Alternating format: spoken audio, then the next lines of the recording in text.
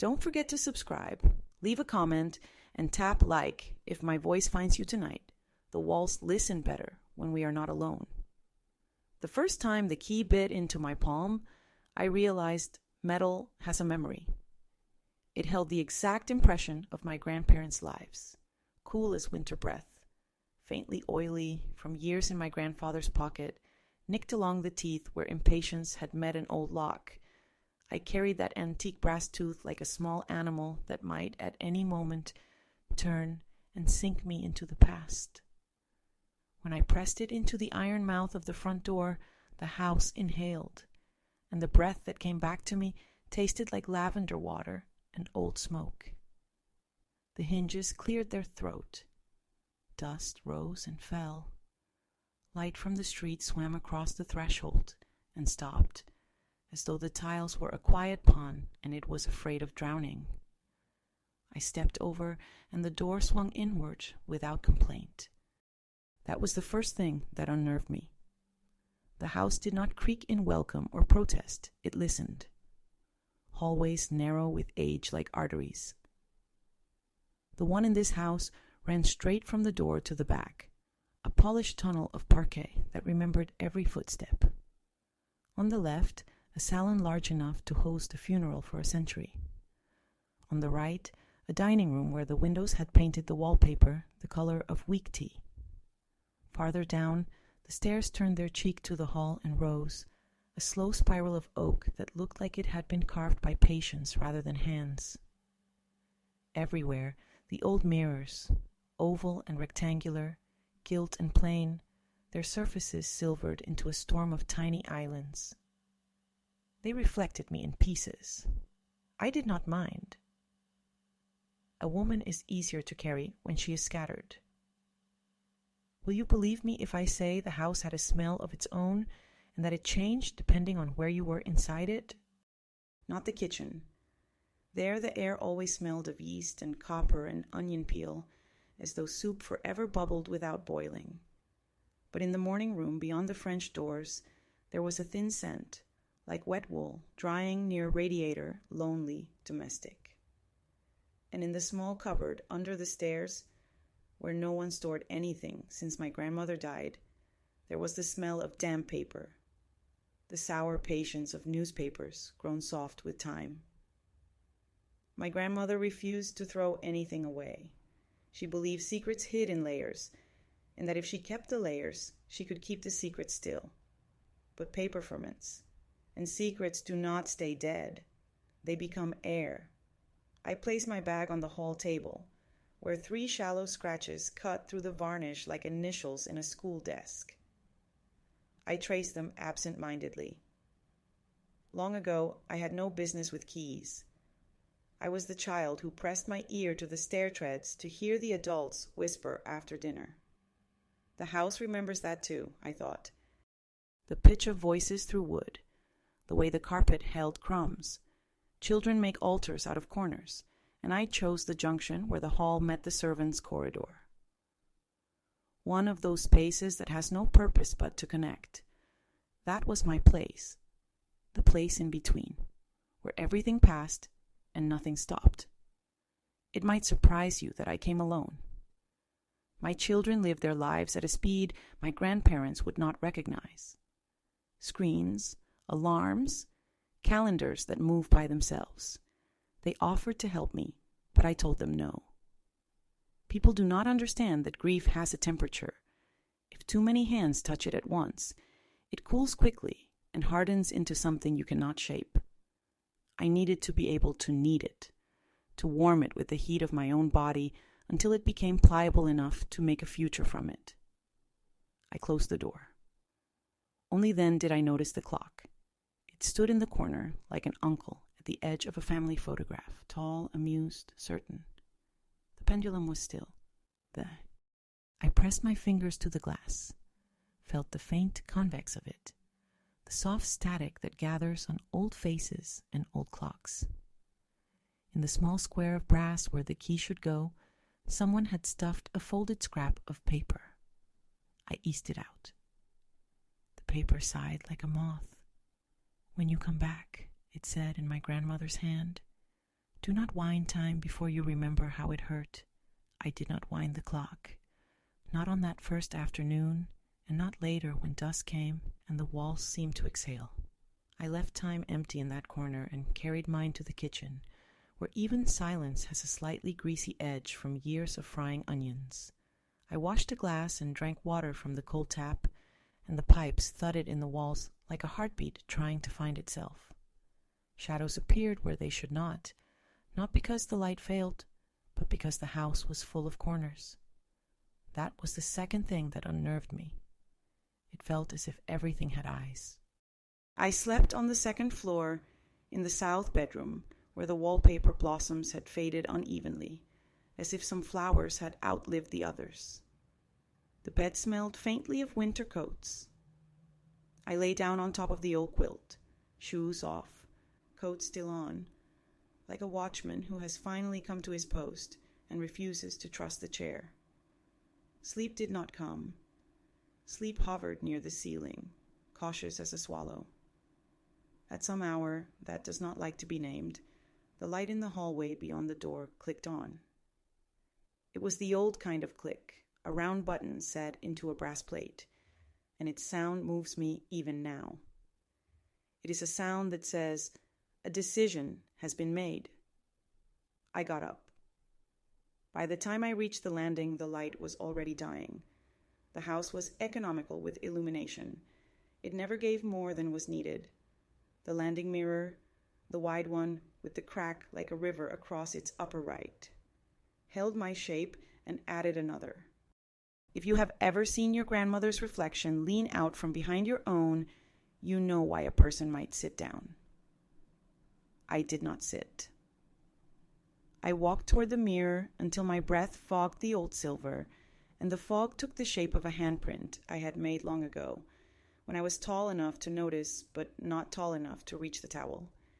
It had dried there, invisibly, a child's claim on a future wall. I placed my hand over it now. My palm was larger, my fingers thinner, the bones like the framework of an umbrella just about to open. For a second, the two hands matched. Then the light went out. In the dark, the house introduced itself again. It did this the way animals do, by scent and by pulse. I heard a little scurry inside the walls. Mice, of course, but I pretended otherwise. The shadow of the banister fell across my feet like a gate.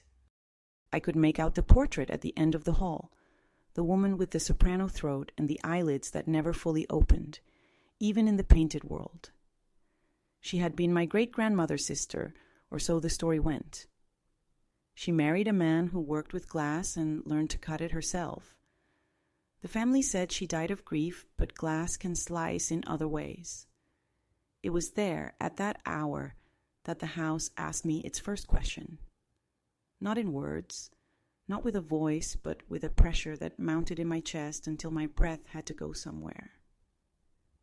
"What did you inherit?" it asked. "Keys, certainly. A house that listens. An empty clock.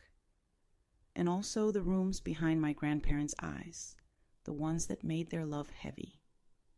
People think inheritance is what you can list, the monogram napkins, the deeds, the photographs you become the warden of.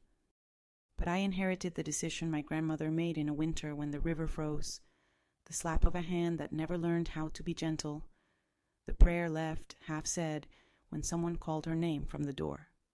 Yes, I inherited money, but money is just a medal, pinned to an old wound. The morning came slowly, as if it were embarrassed. It found me in the kitchen again, this time with the blue-striped mug I remembered from summers, when the lilacs reached the bedroom window and bees tried to come in and correct the air. The key lay on the table in front of me, a small sun. I turned it end over end and thought about doors. When I was small, I believed all doors had two lives. How they looked when they were open, and how they looked when they were closed. Some doors are beautiful only in one life. The door to the attic was a plain plank, always had been. But when it was closed, It gave off a quiet that felt earned. My grandmother called it the quiet room. No one went up without permission, because permission was not given. I am old enough now to admit that I had been afraid of that door my whole life. Afraid of the way it stood there at the end of the third-floor corridor, with its paint rubbed thin by hands that found it too often without meaning to. Afraid of the soft flecks of the boards beneath it, the faint gap underneath where the dark seeped through. My grandmother kept the key for the attic on a ribbon she wore inside her blouse. Even when she undressed in the evenings and hung her slip over the chair, the ribbon remained, tucked into a fold like a secret saved for the throat. I caught it glinting once when she bent to tie her shoe. It rang against the metal eyelet with a thin little sound, almost apologetic. The house noticed. After breakfast, I took the brass key, the large one that opened the front door, and placed it in the bowl by the stairs where my grandfather used to drop his coins. Then I went to the writing desk in the morning room and found, where I knew I would, a narrow key folded into an envelope labeled simply window. It was not for a window. My grandmother's deception was always quiet, a small adjustment of labels, the sort of untruth you can pass your fingers over as if it were corduroy. I held the narrow key and felt its teeth. They were sharp, not from use, but from careful disuse. The way a knife becomes dangerous when it is kept away from the world too long. You will say I am dramatizing. Perhaps. But I had learned by then that the house had its own moods and its own hunger. People think houses devour only wood and paint, but this one ate decisions. It swallowed them and returned them later as rooms. I climbed the staircase and felt the weight of each step through my shoes, an honest conversation of foot and wood. On the second landing, the mirror looked sideways at me. On the third, the air cooled, and I could taste the attic before I saw it, a dried taste like an unsent letter. The door was the same as it had always been, unimpressed by time. I put the narrow key into the small lock and did not turn it yet. I measured the quiet. It was a well. I thought of my grandmother, her ribbon, her breath as she leaned her forehead against this door after the war. I thought of my grandfather's hands, so good at building shelves, and yet so poor at holding tenderness without squeezing it. I thought of the one night the family refused to remember. Then I turned the key. The lock gave like a body that has been braced for too long. The door opened toward me, and the smell came down. Not of rot. My grandmother never let rot into a room, but of old starch, cedar rubbed thin, and something like the burned wick of a candle snuffed between fingers. The attic sloped on both sides, a long triangle of dim light, its floor geography of trunks and bundled carpets, carefully labeled crates, a cradle with the bedding removed. Dust motes rose, each with its small opinion about gravity. Straight ahead, against the far wall where a window faced west, stood another mirror, smaller than those in the hall, and covered with a yellowed cloth pinned at the top like a shawl. I have long believed that objects consent to being found. I turned and looked at the trunks. One of them, the old one with blue paint worn to a scant whiteness, had my mother's name in pencil on the underside of the lid, written in a hurry, the graphite smudged into the grain. Inside were school certificates, a box of feathers kept for craft projects never done, a doll with a repaired arm, and a stratified wardrobe of dresses from 3 different decades. Objects consent, yes, but they also refuse. When I lifted the next lid, I found nothing but carefully folded sheets, white as cold milk. I lifted another, music scores, brittle at the edges. I did not find what I was not ready to find. Not yet. It was the cloth over the mirror that brought the shadows. I stepped toward it with the pin already between my fingers, and the air changed. You know how a room feels when someone comes in who was not expected? How every object turns its face without moving. That was how the attic felt. I slid the pin out. The cloth sagged, sighed, and slid down as if falling asleep. The mirror had bloomed strange. Its silver had darkened in puddles that put an evening sky into the glass even when the sun was high. And still, in the middle, a clean oval where the face would be, as if someone had polished only the part that mattered and let the rest go to cloud. I looked, and for a moment I saw nothing more than what I always saw. My mouth, my eyes, the stubborn chin that survives every woman in my family like a rumor.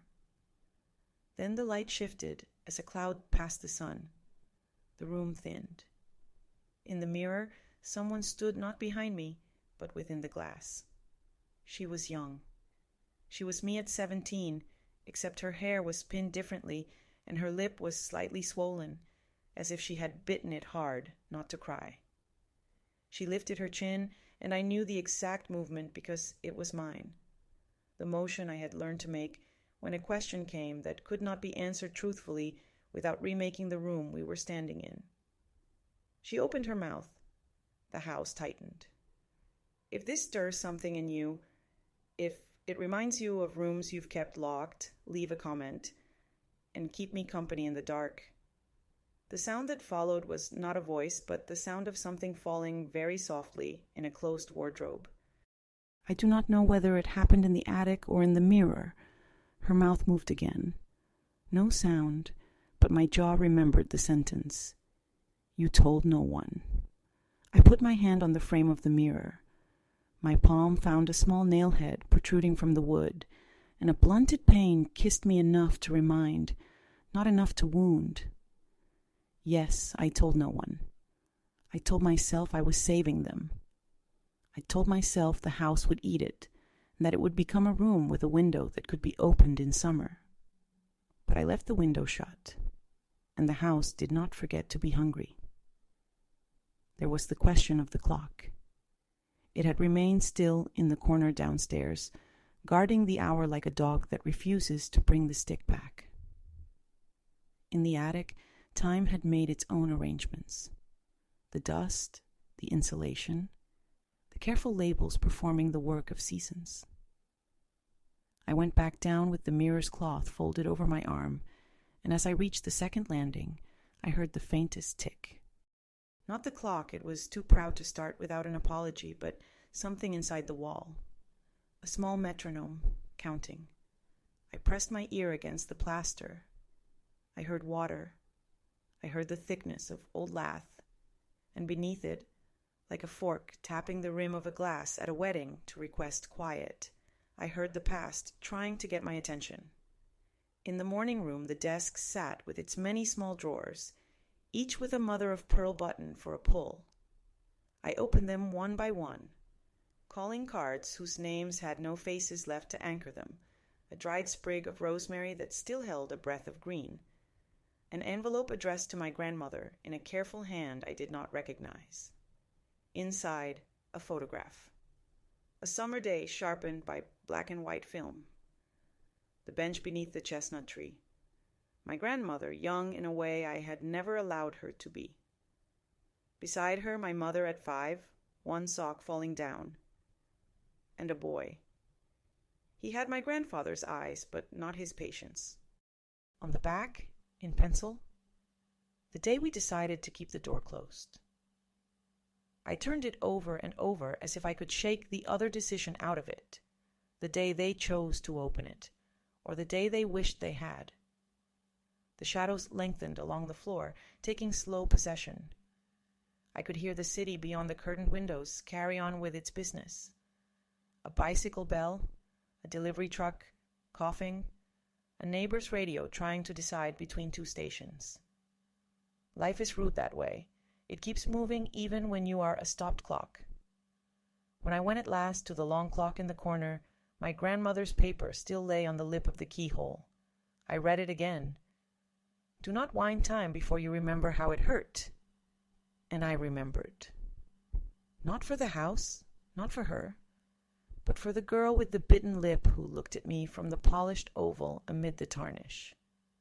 Remembering is a form of labor. It is heavy and repetitive, and when you are done with one part of it, you must wash your hands and begin the next. I took the winding key from the drawer and held it like a little handle on a door that did not yet exist. I turned it once. The clock hummed. I turned it again. The pendulum lifted like a breath taken after weeping. It began to move. Tick.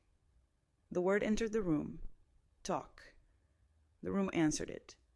The first chime was far away. All first acknowledgments are.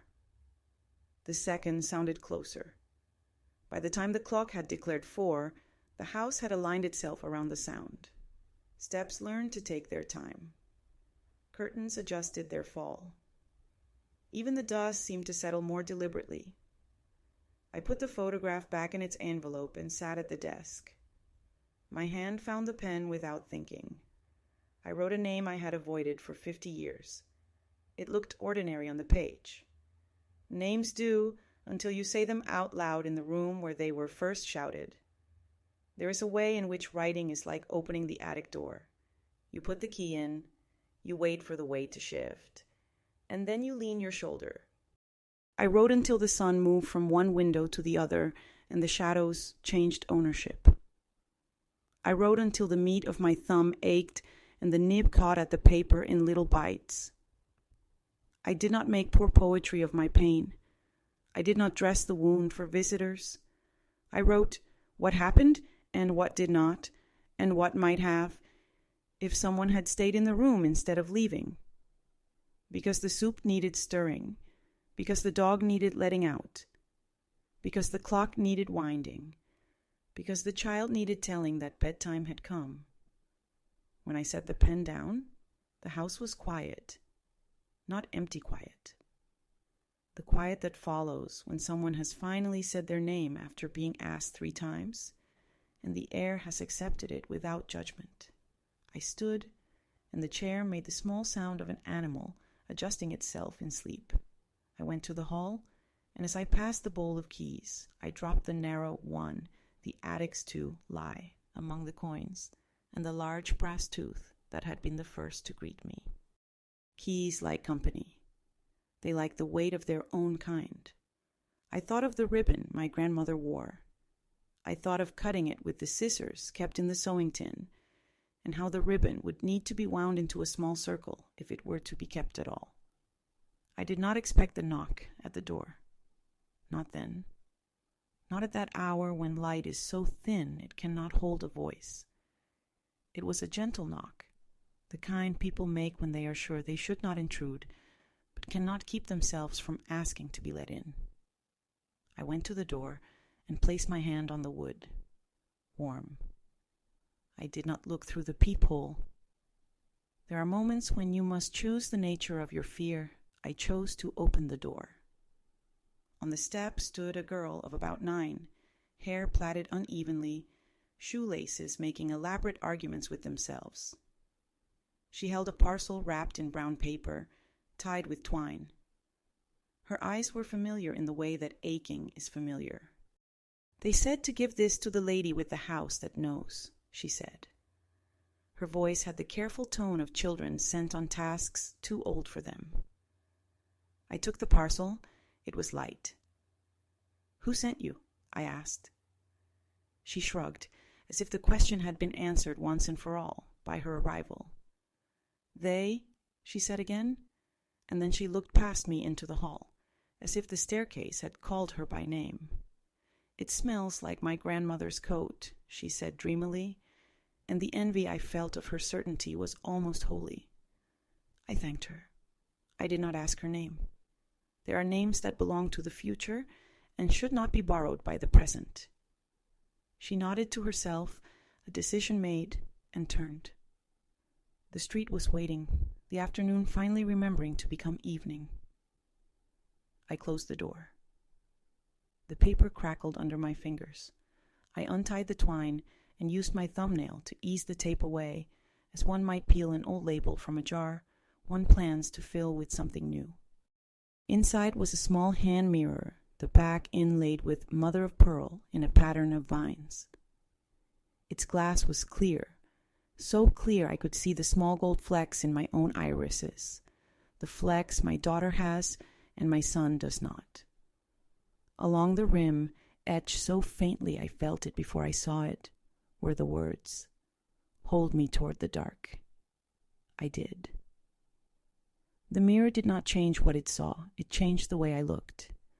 The hall deepened like a river given rain. Behind me, in the reflection, the landing mirror looked back, and behind it the attic looked down through the roof as if the house had become transparent to itself. I turned, and the mirror in my hand turned with me, patient. I took it upstairs, step by deliberate step, my breath and the clock's breath learning each other's pace. On the second landing, the air smelled like apples kept in a drawer. On the third, like chalk. At the attic door, I paused, then pushed it open without the key. The lock did not resist. Some doors yield when you have done enough work to earn their ease. Inside, the light had gathered near the covered mirror as if waiting for a ceremony. I lifted the hand mirror and held it toward the dark angle of the rafters. The beam found a path and showed me what had always been there, a small patch of wall where the plaster had been cut and mended, neat as a pocket. I went to it. I pressed, and the patch gave a little, as if it trusted me now. I fetched the knife from the sewing tin, not a knife, really, just a sharpened letter opener that had pretended to be useful for decades, and slipped it into the seam. The plaster lifted easily, as if it had longed for someone to disturb it gently. Behind it, a shallow cavity. Inside, a key so thin it could only have been meant for a diary, and a folded piece of cloth I knew without seeing would be the ribbon from my grandmother's neck. The cloth smelled of starch and skin. I took the little key and thought of the desk drawers, the ones that had refused me their deeper weather. I took the ribbon and looped it around my own wrist. It lay there like a vein I had been missing. The house exhaled, slow and satisfied, and the dust motes dropped like seeds finding ground. I walked back toward the door, listening to the small, steady counting under the plaster tick, talk and knew, with the quiet certainty that comes from an old woman's bones when rain is due, that the next drawer I opened would not lie. The ribbon clung to my wrist with a tenderness that unsettled me. It was not heavy, yet it bore a weight that reached deeper than flesh, like the sensation of remembering a song without ever having sung it aloud. I walked slowly down to the second floor, the little key tight in my palm, its teeth imprinting themselves like stuttered words against my skin. The house seemed to know where I was going. Each step met me with an echo just half a second late, as if the wood wished to follow but dared not walk ahead. At the desk again, I slid open the narrow drawers, one by one. The smell of old paper rose, that faint powdery bitterness that comes from letters stored too long. My grandmother had been meticulous, careful not only in the way she kept things but in how she hid them. Every drawer had a false bottom, layers pressed together as though the wood itself had been persuaded to grow new skin. I pressed with my fingertips, listening to the subtle hollowness. And then, with the thin diary key, I found the slot meant for it. The lock clicked as softly as a secret exhaling. Inside lay a thin leather-bound book, its surface cracked, the corners rounded like a child's knees from years of kneeling. My hands trembled. For a moment, I wondered if it was truly mine to open. But inheritance doesn't ask for permission. It demands. I untied the strap and opened the first page. The handwriting was hers, my grandmother's, but not the careful, sloping script of her letters and recipes. This was faster, urgent, written in the late hours when lamps burn low and words arrive more quickly than fear can keep them away. The ink had bled in places, as if she had pressed her pen too hard or written while her hand shook. January 1947, it began. I have locked the door. I cannot trust what seeps through the seams at night. He says it is nothing, but he does not hear how the wood breathes when all should be still. The child is too young to know, but I see her eyes following the shadows on the wall. I told her it was only branches moving in the wind, but the tree in the yard has been dead since last spring. I must write this down, because I cannot keep it pressed inside me forever. I stopped there, my breath lodged high in my throat. She was writing about me. The child too young, that was me. My skin prickled, as if I had just been told a name I had forgotten belonged to me. I turned the page, though my hands wanted to freeze. February, the entry continued. The mirror is not to be touched. I pinned the cloth again tonight. Something watches when I forget. It is not him, it is older. Older than him, older than me. When I was a girl, my father warned me not to look too long into glass at night. He said mirrors remember what faces forget. He said they can keep what you would rather leave behind. I laughed then. I do not laugh now. Last night, when I bent close, I saw her. Not myself, not my daughter, but her, the one we do not speak of. She beckoned. I closed the book for a moment, pressing it flat against my chest. My grandmother, who lived through war, through hunger, through silence heavy as iron. She had been afraid of the house, too. She had seen what I had seen, and she had tried, with trembling hands, to trap it in words so it would not gnaw her alive. I read on. The diary was not long. Its pages grew sparse after the first few months, as though fear had taught her that even writing could make the thing stronger. But the entries that did exist cut deep. April. He asked about the attic. I told him there is nothing there but dust. He does not see the way the walls swell at night, how the air grows thick. He says I imagine too much, but I know the house asks for something. Always it asks. I cannot give it what it wants, so I give it other things, the small ones. My silence, my sleep, my faith. Perhaps it will be enough. Another entry, scrawled darker, almost carved into the paper. June. I hear her crying. Not my child, not me, but the one who was shut away before us. Sometimes the crying comes from behind the clock, sometimes from the well of the staircase. I hold the ribbon tight to keep it from reaching my throat. If anyone finds this, do not believe the house is empty. It is never empty. My hand shook so hard, I feared the paper might tear.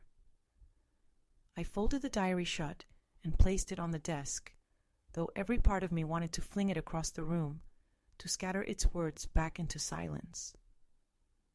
But silence had already been the family's prison, hadn't it? My grandmother's silence, my mother's silence, my own. A chain, each link stronger than the last, binding us to a house that grew fat on our restraint. I stood and looked into the tall window. Outside, dusk spread itself like bruises across the sky, purple fading into a heavy blue. Somewhere beyond, the city's lights pricked holes in the horizon. I pressed the ribbon tighter around my wrist. Its knot held as though tied by hands no longer alive. That night I could not bring myself to sleep in the bed upstairs. I lay on the sofa in the morning room, the diary beside me, the hand mirror on the table where I could see its faint glimmer. Shadows pooled in corners, like ink spilled too long ago to be wiped clean. I told myself to close my eyes, but they burned open. Around midnight the house shifted. Not loudly, not a crash or groan, but a subtle settling, like someone moving a chair one room over. I sat up, every muscle tensed. The clock in the hall struck once, though it was not the hour. Then I heard it. Soft, almost polite. The sound of a child humming. I froze. The melody was fragile, hesitant, the kind children make when they hum to themselves while drawing or while afraid of the dark. It came from upstairs, from the attic. My skin crawled with recognition. I had hummed like that once, long ago, when I was locked in my room after doing something wrong, making little sounds to keep myself company. I rose, my body stiff with dread. Each step up the staircase felt as if the air thickened, resisting me. At the attic door I paused. The lock hung open. The ribbon tugged faintly against my wrist as if warning me back, but I pushed the door slowly, silently. The attic was darker than before. Clouds covered the moon, and only a thin breath of light seeped through the small window. Yet the humming was clear now, right there, inside. A girl's voice, lilting, uncertain. I held the hand mirror forward, its surface catching the faint light like water. And then, reflected within, I saw her. Not me, not my grandmother, but another girl, her hair plaited like the child who had brought the parcel, her dress old-fashioned, her eyes pools too deep for her years. She hummed, rocking slightly, though in the attic itself no one moved, only in the glass. When her eyes lifted, they met mine directly, and the humming stopped. "Why did you leave me here?" she mouthed. The question hit me like a blade. It was not only her voice, it was my own, the voice of the child I had once been, left too often behind closed doors, told to be quiet, to wait, to forget. I nearly dropped the mirror, but I couldn't. The ribbon tightened at my wrist, forcing me to hold it steady. I whispered into the dark, though I knew not whether she could hear. I didn't know. I didn't know you were still here. The mirror surface shivered. For a heartbeat, it was water, rippling, threatening to pull me through. Then it stilled, and her image was gone.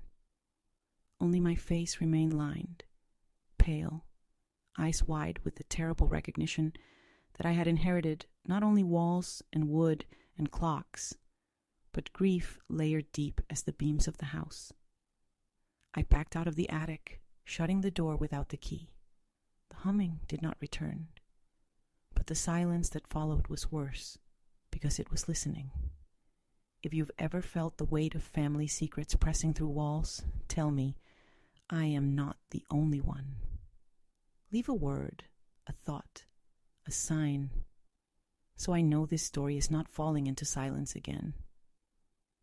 Downstairs, I placed the mirror back into its parcel and wrapped the twine around it once more.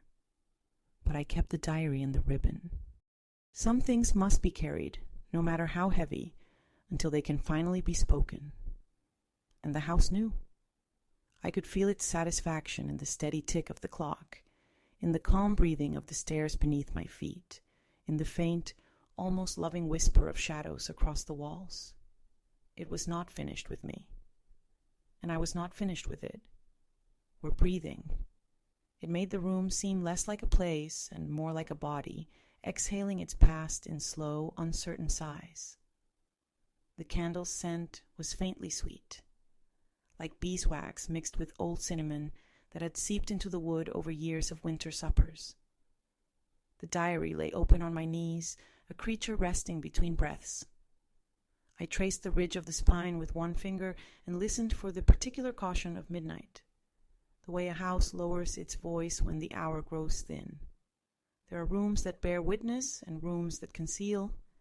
The dining room had always done both.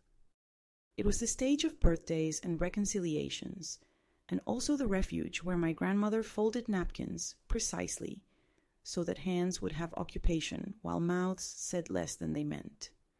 The long mirror in the sideboard reflected the candle as a trembling star and cut my face in two along the gold filigree. I remembered how, when I was small, I could not reach the tabletop and saw grown-up conversations only as mouths moving over porcelain rims. The invisible soup of secrets ladled and reladled until everyone was full and no one fed. A draft moved from nowhere and made the flame lean toward the hallway. I thought of the clock, the pendulum's patient swim. The house was aligning itself again, the way a person does who shifts a shoulder and remembers an old injury. I read another page. August, my grandmother had written. He says we must keep the peace. The world has had enough noise and hunger, but there is hunger in quiet too. The mirror shows me what I owe. I will try to pay with memory. I will not let the girl be swallowed entirely. If I say her name, I fear the roof will loosen. If I do not, the floor will never hold. I looked up, my mouth forming a name I did not yet know. That is how names are first born, in the shape our lips learn before meaning arrives. The diary's next entry was shorter, the handwriting smaller, as if she had tried to become invisible on her own page. September? I hear the clock when it should not speak. The hour returns at the wrong time. It is a signal. I will open the pack. I stood with a heaviness like sleep and carried the candle into the hall. The clock regarded me as if it had been waiting to be consulted. The polished case, a dark gleam in the low light, still smelled faintly of orange oil, and the lemon rinds my grandfather used when he insisted on doing things properly. I opened the narrow door below the dial. The brass weight hung like a held breath. Beneath it, carved into the backboard, I found it. Not a compartment exactly, but a panel whose edges were too tidy for chance. Along the seam, someone had rubbed graphite my grandmother, most likely so, that the thin line of difference would remain visible to a future hand. It is a tender terror to learn what your elders have prepared for you. I set the candle on the floor, pressed my thumb against the panel, and felt it give as a bruise does. The wood lifted. Behind it, a shallow cavity. In it, a narrow tin box tied with a length of black thread and a comb missing 2 teeth. The comb caught a sliver of light and returned it as an apology. I took the box. The thread snapped easily, brittle with years. Inside, a folded paper sealed with wax. One of those old house seals with a flower whose name I can never remember. And a small flat key the size of a memory. The wax had cracked already. I lifted the paper with a care I had not given to my own life.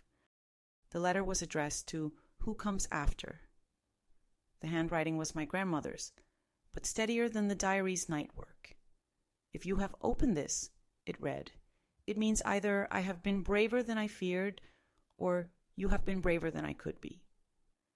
There is another key in the cradle in the attic, under the slat that clicks. That key opens the blue room. You know the one.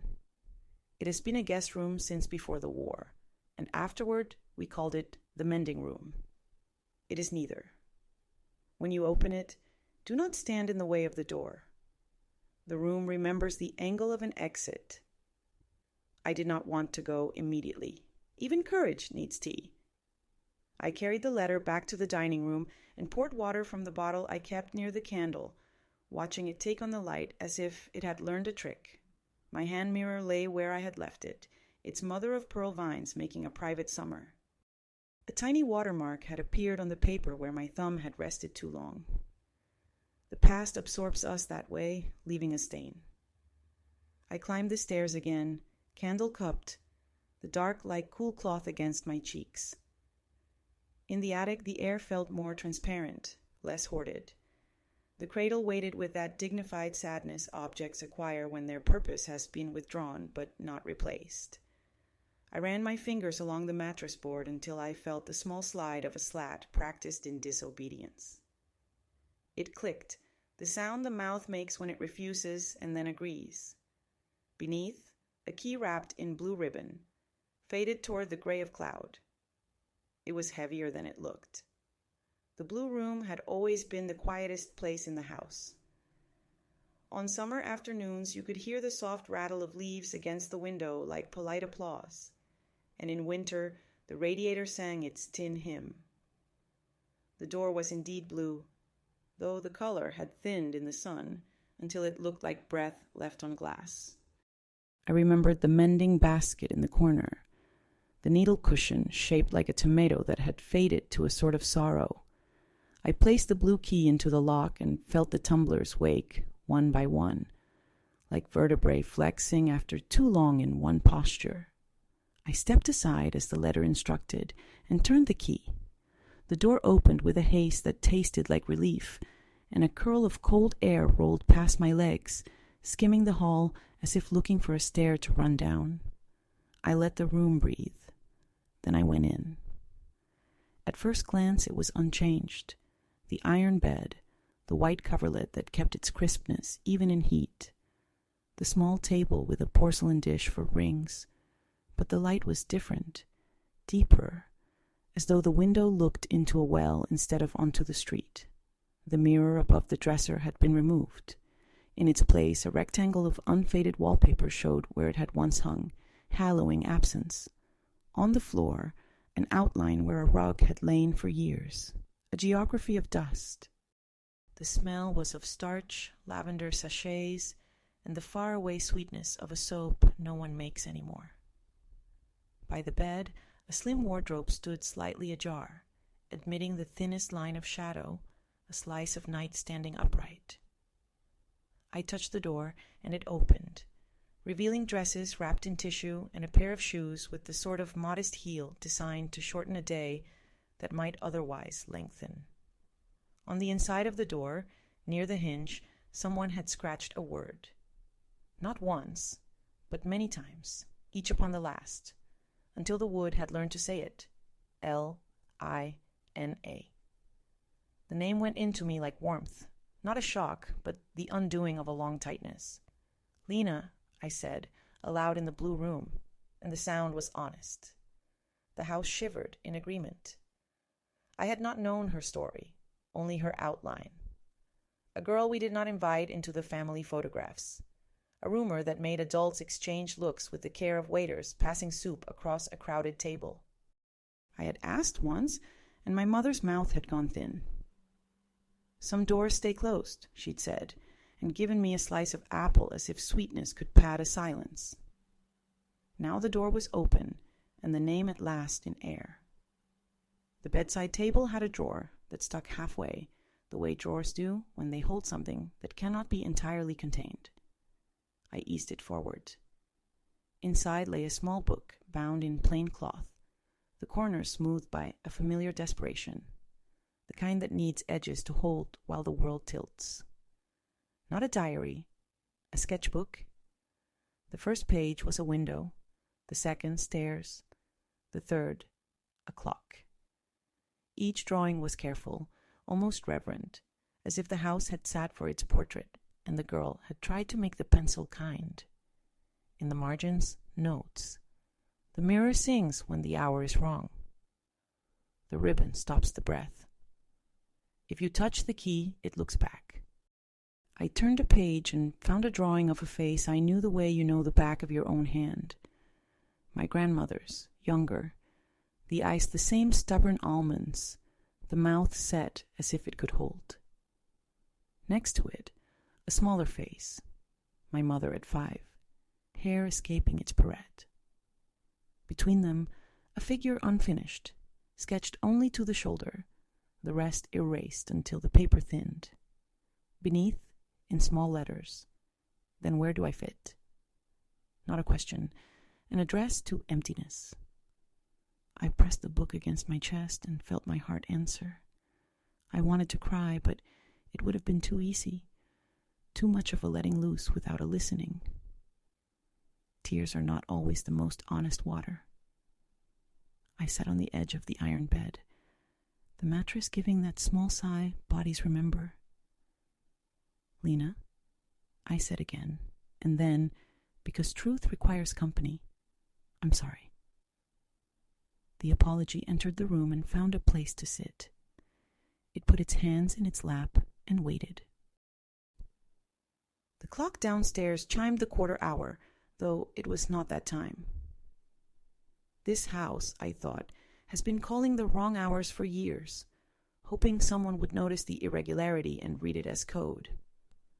A floorboard spoke in the hall, not as a warning, but as a nudge.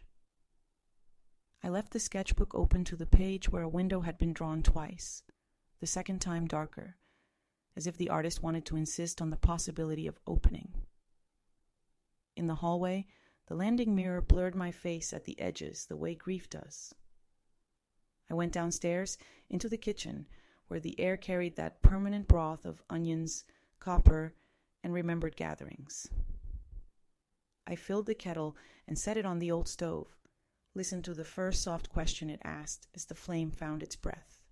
On the shelf beside the clock, I found the family box of photographs, the one we took out only on holidays, the one that had become a ritual of certified memories.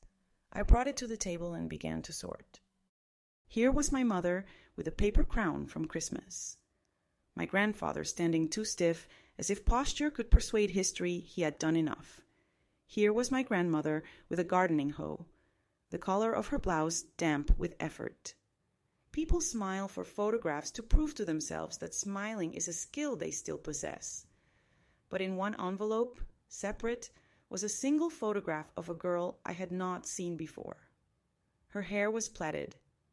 Her expression was the kind that comes from being asked to stand still when the body wishes to run. On the back, in pencil, Lena, 1938, Blue Room. I took the photograph into the morning room and held it up to the window until the light came through the paper and emphasized the shadows. Her collarbones, young wing, the tension at the jaw, the right hand gripping the skirt as if fabric could serve as anchor. I did not know the precise details of her sorrow. I did not need to. The shape of it matched ours. Not all harm has to be enumerated to be believed. Sometimes it asks to be named only as absence, so it can stop eating the rooms. If any of this touches your own midnight, if a house you knew once kept time wrong until you learned to listen, leave a word beneath the silence and keep me company. And if you haven't yet, subscribe so you'll find me again when the next hour turns. The kettle clicked, a small absolution. I brewed tea and took the first sip standing, as my grandmother used to do when she was waiting to see who the water would make of her. Then I did something I swore this house would not teach me. I called my daughter. The line rang and then took me to her voice, cheerful even in absence. I left a message that said nothing about ghosts or history or the way mirrors build an archive of faces. I said only, I'm in the old house. I'm finding the things we didn't make room for. When you're ready, come see me. Bring nothing but your hands. I did not expect an answer. Healing is a slow alphabet. I went down to the cellar instead, carrying a small torch, the air growing colder with each step. The smell met me halfway. Damp paper, coal, the faint iron of pipes. My grandmother had kept shelves in exact order, jars labeled in a script that makes my chest ache. The torch found spider webs that looked like lace someone had forgotten to starch. Along the far wall, behind the old coal scuttle, was a little door I had always thought led nowhere. It had been painted closed a dozen times. The seam had become a scar. I set down the torch, took the old chisel from a hook, and slid it into the seam. Paint gave like memory when you insist with tenderness. The door loosened, and a breath came out, stale, yes, but not unkind. Inside, a crawl space, the low earth smell of a pocket that had held air too long. A wooden trunk sat within reach, its leather straps cracked. On the lid, in chalk so faint I almost missed it, the drawing of a key. I touched it, and the chalk came away on my finger. Dusty proof of a message sent forward. The trunk opened as if it had been waiting for light. Inside, a stack of folded clothes, neat as the edge of a hymn. A girl's dress with a patch where knee met ground too often. A knitted cardigan with one cuff unraveling. Beneath, a bundle of papers tied with blue string. I carried them upstairs and spread them gently on the table. Letters. All to Lena, none posted, all in my grandmother's hand. "I will take you to the river when the weather is better," read one. "We will stand on the bridge and count the barges." "I am learning how to ask," read another. "Forgive me for the times I chose quiet because it felt like peace." "You do not need to be smaller to be safe," read a third. The sentence underlined twice and then softened by a finger as if the emphasis embarrassed itself. I pressed my lips to the paper. You may think that theatrical, but the lips are where speech lives, and I wanted to give the letters the warmth they had been denied. I gathered them back into their string. Some stories must be delivered late. It is still a delivery. The hour surprised me. Dawn had drawn itself along the edges of the blinds, a gray that promised blue. I carried the sketchbook to the landing and did what the drawing asked. I opened the window. Cold air entered with an authority I envied. Somewhere a bird that sleeps poorly gave its first uncertain note. The house shifted again, but differently now, as if a weight that had always been on the top floor had been carried down one flight. I knew then what would be enough for this day. Not exorcism, not sale, not demolition. Houses do not release you simply because you hand over a deed. They linger in your bones. I took the photograph of Lena and placed it on the mantel, not tucked behind the others, but in front. I set the hand mirror next to it, mother of pearl vines meeting the ornate frame of a life not given. I wound the clock once more and set the hands not to the hour it insisted upon, but to the hour I chose. The moment the window opened, the air remade. When the sun came up at last and poured itself onto the dining table like a promise it might keep, I sat down to write. Not in my grandmother's diary, not in Lena's sketchbook, but on fresh paper that did not yet know the shape of our truths. I began, Lena. I let the name be the first line and trusted that the rest would find its path with the patience of water. The pen moved. The house listened, but this time it did not eat. It held. Later, I heard small feet on the street and laughter. School children on their way to a day that would include nothing of keys or clocks or mirrors, and everything of chalk and windows you cannot open without permission. I hoped someone would teach them the sound of their own names spoken with tenderness. I hoped someone would teach them that silence may be soft, but it is not the same as safety. I tied the blue ribbon around the clock's key and hung it on a nail where anyone could see. I placed the narrow diary key on the hall table among the coins so ordinary pockets would learn its weight. I tucked the sketch of the window into the corner of the landing mirror, not to hide it, but to practice the art of looking back. And then, because endings must be taught too, I boiled 2 eggs, buttered bread, and ate at the long table where my grandmother had practiced love as precision. The candle had burned down to a puddle of wax, its wick leaning, a small black comma, at the end of a long sentence. Not a period. A pause with a breath in it. If you have walked with me this far, if the house you carry has spoken through these walls, tap like, subscribe to keep pace with the next hour, and tell me what your rooms remember when the lights go out. The clock is listening, and so am I. The eggs had gone cold before I finished them, but it did not matter. Food has never been only for the body. It is also for the ghosts we carry inside, the ones that settle when we place something warm into ourselves. I sat there, chewing slowly, staring at the candle stump, and felt a kind of weary companionship that surprised me. For the first time, I did not feel like a trespasser in this house. I felt like part of it, or perhaps it felt like part of me. The morning stretched on, sunlight pouring across the floorboards in long strips, warming dust that rose and shimmered like small suspended lives.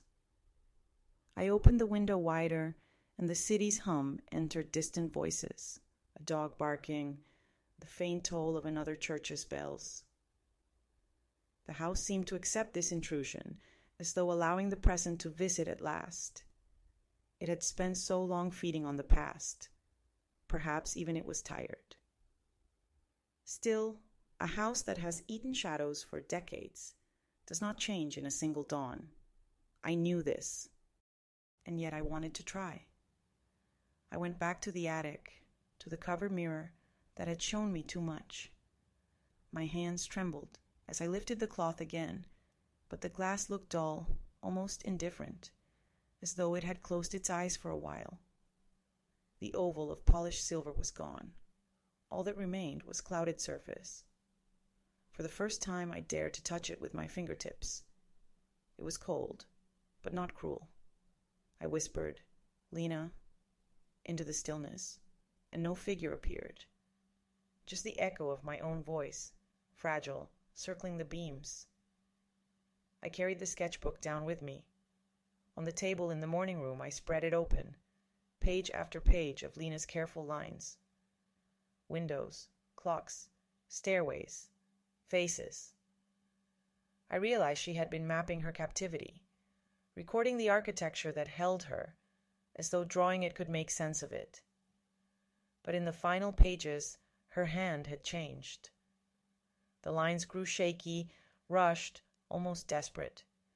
One page showed only a door, scribbled over again and again, as if she had tried to erase it, as if she wanted the very idea of that door to vanish. Underneath, in faint pencil, a word nearly rubbed away, "Open." That word burned into me. I thought of all the doors I had avoided opening in my own life, conversations with my children I had postponed, griefs I had folded neatly and placed on high shelves, thinking they would fade if I kept them out of sight. I thought of my grandmother and her diaries, my mother and her silence, myself and my pretending. We had all been drawing doors and leaving them closed. I rose suddenly, almost angrily, and went to the blue room again. The air inside was clearer now, though still tinged with that lavender starch smell. I opened the wardrobe wide, pulled the dresses from their hangers, laid them across the bed. They were fragile, but still carried warmth in their folds, as if someone had recently worn them. On the inside panel where Lena's name was scratched, I placed her photograph, tucking it into the wood grain, so her face could finally meet the name that had been carved there. And then I did what no one before me had done. I spoke to her as though she sat right there on the bed, waiting. I told her everything.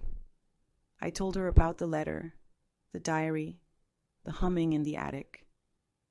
I told her about my own childhood, how I had pressed my ear to the stair treads, how I had hummed to myself in locked rooms, how I had carried the same silence that had suffocated her.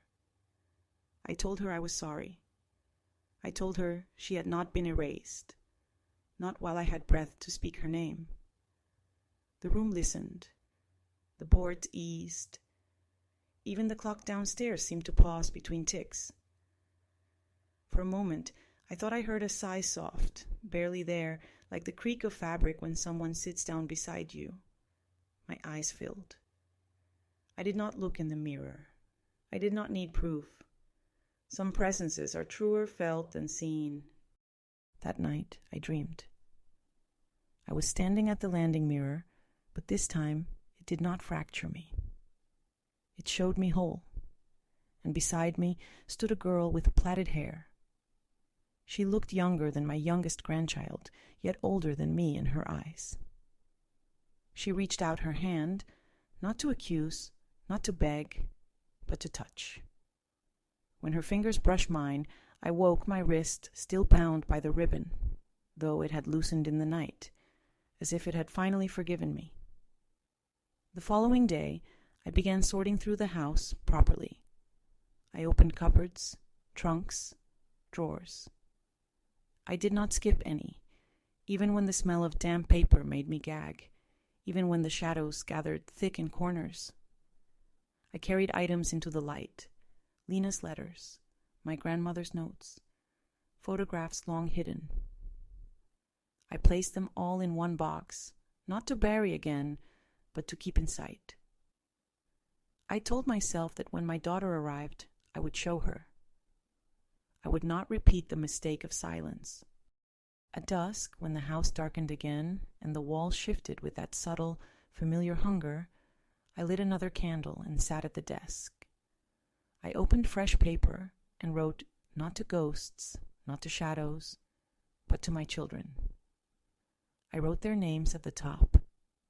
I told them about Lena. I told them what I had found, what I had carried, what had been carried too long. I told them this house was theirs now, not the bricks or the deeds, but the truth.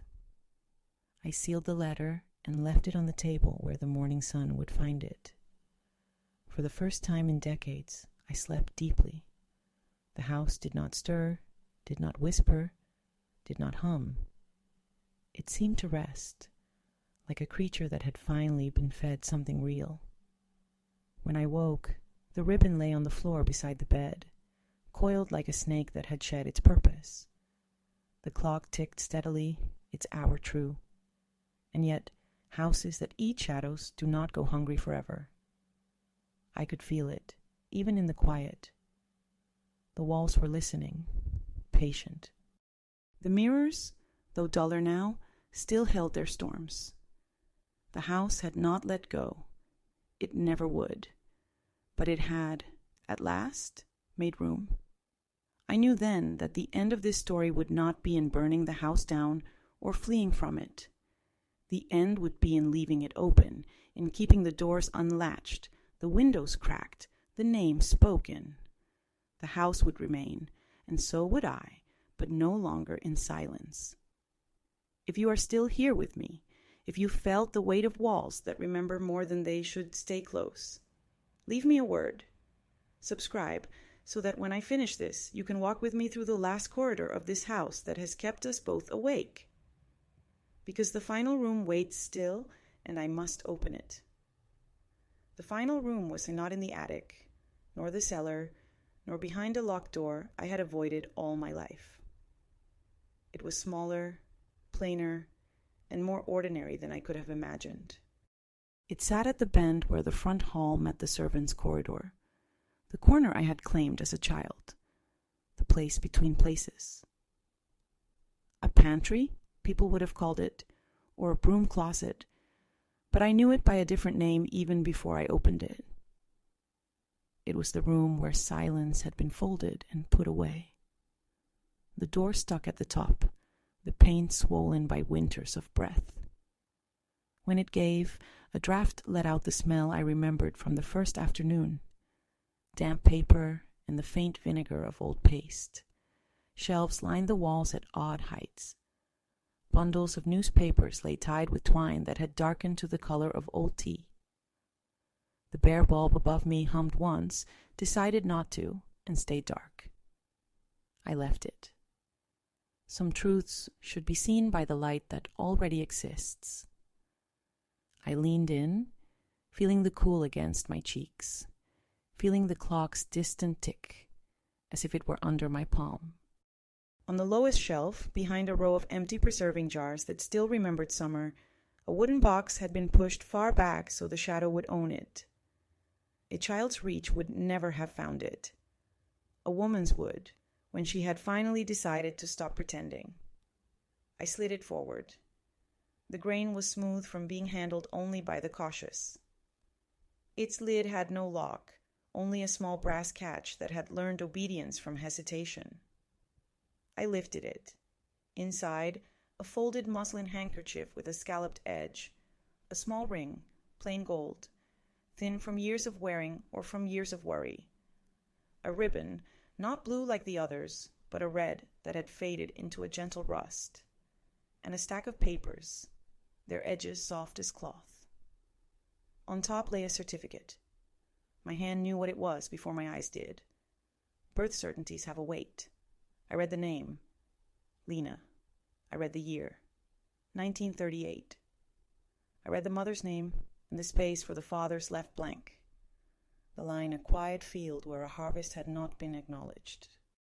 Under the certificate, a letter addressed to my grandmother in a hand I recognized from the photograph labels. My great-aunt Lena's aunt, if one swallowed the story whole. The letter was brief and terrible in the way kindness sometimes is, when it cannot find room for the truth it knows. You must do what you think best, but do not let the house make the choice for you. The next paper was my grandmother's, an unsent note, her script leaning forward as if the words wanted to run. We will tell her when she is grown. We will not make a vault of this.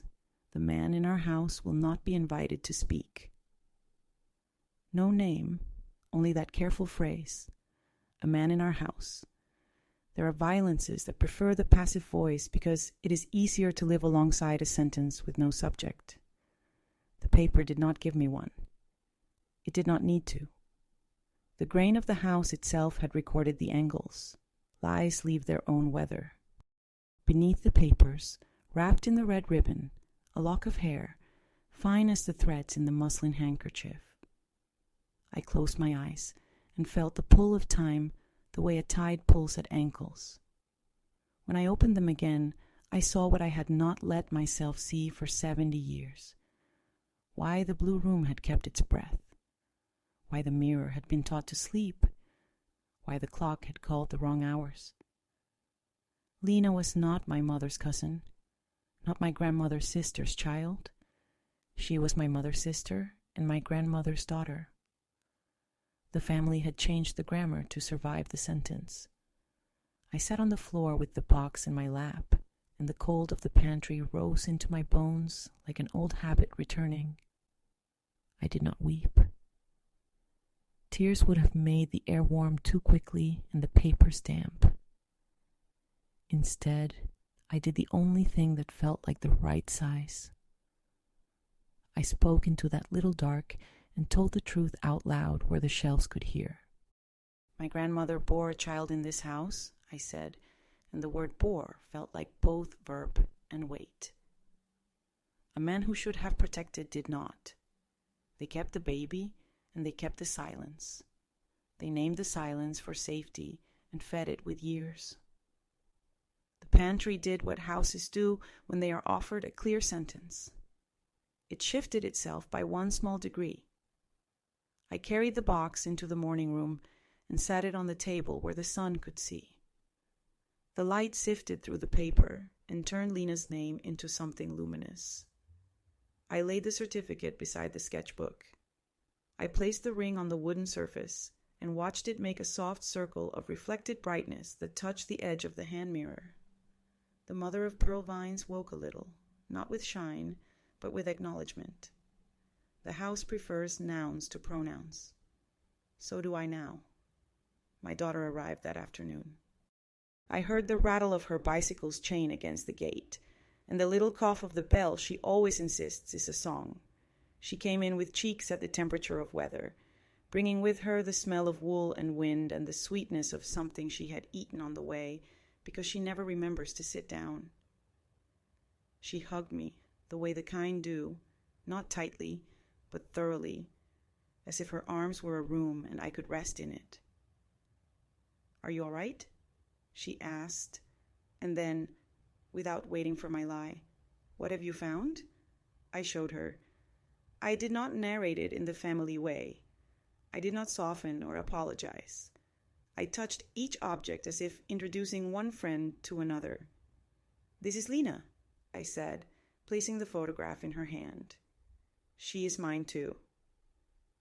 The words looked startling in the daylight, less tragic and more factual, the way a scar is not a horror once you have learned the geography of your own skin. My daughter sat. She ran her thumb over the ring until it warmed. She looked at the certificate for a long time and then bent her head until the shadow of her hair crossed the paper like a simple shelter. "So that's why," she said. "Only that. So that's why." She did not list the whys. She didn't need to. The panic of my mother's tidiness. The way we never stayed long at Christmas. The rooms in our voices where we slept instead of speaking. So that's why. I made tea in the thick blue mugs. We drank with our elbows on the table like schoolgirls who have found something and are deciding who to tell. We did not say the man's name. If we had, the house would have heard and thought the story was about him. It was not. It had never been. We went up to the blue room together, mother and daughter walking in the wake of a clock that now kept its promises. The room received us without ceremony. I opened the wardrobe and showed her the name scratched again and again until the wood had learned to pronounce it. She traced it with one finger and then pressed her hand flat against the panel as if to steady it. "Hi, Lena," she said. The air in the room lengthened, like a breath taken after careful listening. We sat on the iron bed and opened the sketchbook. My daughter smiled at the windows, frowned at the erased door, lifted her eyebrows at the note in the margin that said, "If you touch the key, it looks back." "It does," she said softly, and took my hand. In the afternoon, we took the box down to the dining room. We cleared the long table of its inherited platters and polite silver and laid instead the things that had been hidden: the certificate, the letters tied with blue string, the muslin and the ring, the ribbon, the photograph. I opened one of the unsent letters and read the line my grandmother had written to a future she did not meet. "You do not need to be smaller to be safe." My daughter reached for the paper as if to help it finish crossing the room. Then she did something I had never seen done in this house. She went to the front door, opened it wide, and left it that way. The winter air climbed the stairs and looked around politely at the mirrors. The sound of the street came in. Footsteps, distant laughter, the impatient sigh of a bus. The house did not flinch. For a moment, the long hallway became a corridor between what had been and what might yet arrive. Light behaved differently. It did not stop at the threshold and drown. It walked in. We ate bread and apples at the long table, the sort of food that neither pretends nor apologizes. We put Lena's photograph on the mantel, not behind anyone else's, not tucked into the frame as a faded obligation, but right at the front where the living see the living. We set the hand mirror next to it so the vines could grow toward the face. My daughter took the clock's key and wound the hour with a confidence that made me want to put my head on the table and rest. The pendulum swung not like a countdown, but like a lullaby. That evening we brought the neighbors in, not for spectacle, not for performance, but because rooms become honest when other breaths share them. We told them not every detail, because not all details were ours to hand out, but the shape of it, the sentence in its true grammar. They listened in the way people do when the story being told has happened in their houses too. One woman with flower on her sleeve put a tulip bulb on the table like an offering and said, "Plant this in the bag. When it comes up, say her name." A man who never looks anyone in the eye held the ribbon for a long time and then tied it around the neck of the hand mirror like a scarf to keep a throat from catching. It was enough. It was more than the house had ever asked for, because what it had really wanted all along was not fear, not feeding, but company. We planted the tulip the next morning in the little rectangle of earth by the kitchen step, the soil cold and friendly as a dog's nose. We said her name as we covered the bulb. We said it again when we watered the dark, and once more when a bird scolded us from the fence as if to say that names should be sung, not kept. The water darkened the ground in a shape like a small mirror laid into the earth. The house watched from the windows without pressing forward. In the days that followed, my daughter went home and came back, and then my son, slower and careful, arrived and stood in each room the way one stands at a graveside, and then finally sat, and then laughed at something the radiator said. The house grew used to the sound of their names. We kept the blue room open. We left the attic caught between darkness and afternoon, the way a wound prefers air. I wrote every day and put each page into a folder marked not with a date, but with a word. Told. Not every night was easy. Sometimes, when the wind pressed its shoulder against the eaves, I felt the old hum rise and try to match my pulse. But it was quieter now, the hum. It knew it no longer ruled the hour. On such nights, I lit the candle and sat on the staircase with my back against the newel post, the wood warm from hands, and I told the house the same story all over again, not because it had forgotten, but because repetition turns memory into knowledge, and knowledge into custom, and custom into safety. I returned the small flat key, the diaries to the bowl by the stairs, among the coins and the duplicate front door keys. It made the little sound metal makes when it finds its kind. I did not put the red ribbon back in the box. I tied it to the clock's key beside the blue one, so both could speak when anyone's hand reached up. I placed the wooden box knot hidden now on the lowest shelf of the pantry and left the pantry door ajar. If a child were to explore, a child would find it, and a child would ask, and we would answer. That was the architecture I wanted to leave behind. Doors that remember how to open, shelves that expect hands. On the last afternoon before the weather turned, I stood at the landing window and watched a woman across the street sweep her steps with brisk, forgiving strokes. I watched a boy on a scooter make the same loop, over and over, because loops are practice disguised as play. In the landing mirror, my face refused to fracture.